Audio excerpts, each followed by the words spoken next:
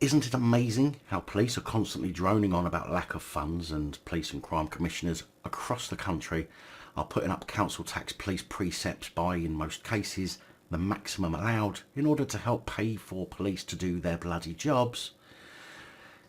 You might be thinking, no, that's not interesting at all. But then if I told you that Lancashire Police, the force being heavily criticised at the moment over the Nicola Bully investigation, has spent over £500,000 of taxpayers' money meant to improve policing on wellbeing services for stressed out plod, including sending police on wellbeing breaks at St Michael's Lodge, costing between £120 and £160 a night.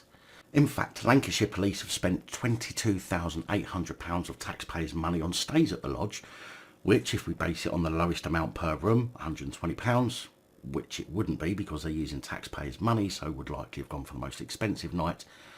But for the purposes of this exercise, let's say it was the cheapest room, they've spent the equivalent of just over 6 months at the lodge, or 190 nights, on the taxpayers' dime. Martin Underhill, the Police and Crime Commissioner for Dorset, described the budget as surprising. Although I wouldn't pay much attention to what Underhill has to say, he's still very happy to sit back while there's claims of child abuse going on in his police force area.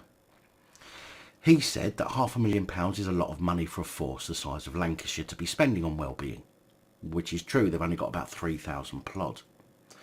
He added they haven't exactly covered themselves in glory in the Nicola Bully case. In fact, they've made some basic critical errors.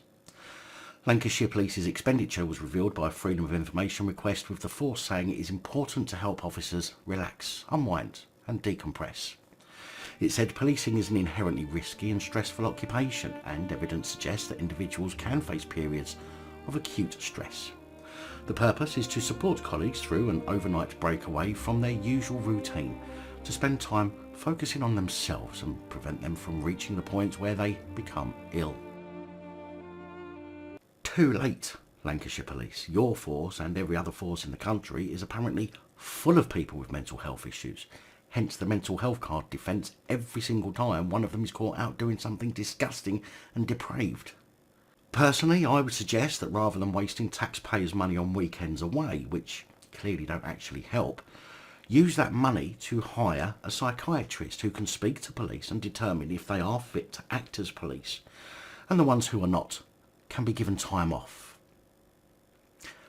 but not allowed to continue working with the public, because although it keeps me busy, I am sick and tired of reporting on scumbag police constables who do disgusting things and then claim they've been suffering PTSD or mental health issues, because there are real people out here with real mental health issues who are not going around committing offences like the police are.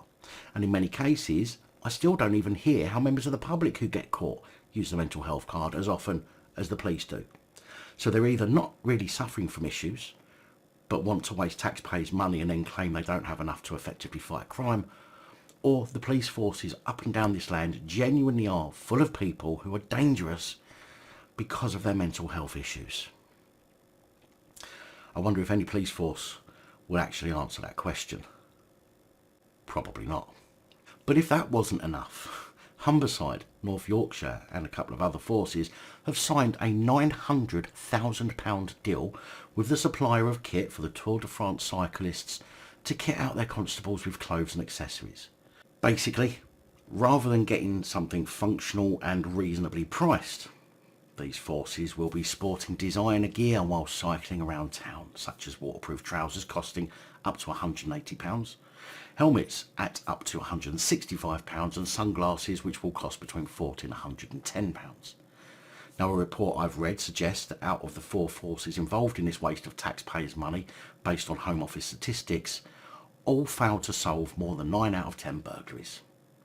For example, South Yorkshire Police failed to solve 94.2%, and Surrey are only solving about 3.5% of burglaries, but want to spend more money on expensive, overpriced and completely unnecessary designer sportswear for plod, when I've just shown alternatives from Amazon which could save hundreds of thousands of pounds that could be put back into hiring and properly vetting new police.